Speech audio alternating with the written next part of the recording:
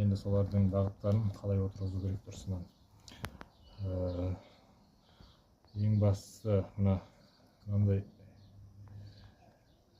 кольцалардың әрбір ашық жерлері бір-біріне, үш қатарды бір-біріне қарап қалмау керек.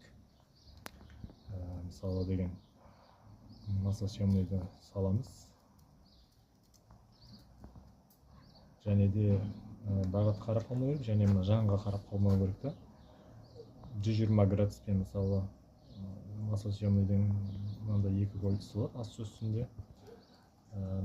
Бір-біріне қарама-қарсы түссе, екінші мына екі қатарда қалған кольцалар, компрессионный сол кольцалар мына бағытқа бір-біріне қарама-қарсы түсу керек та. Сол кезде стиктер бір-біріне келмейді, қарама-қарсы түспегенде уже кішкене май жеуі әсер етпейді. Егер бір-біріне жаңа бір қатарға түсіп кететін болса, онда уже ұқсамайтын болады.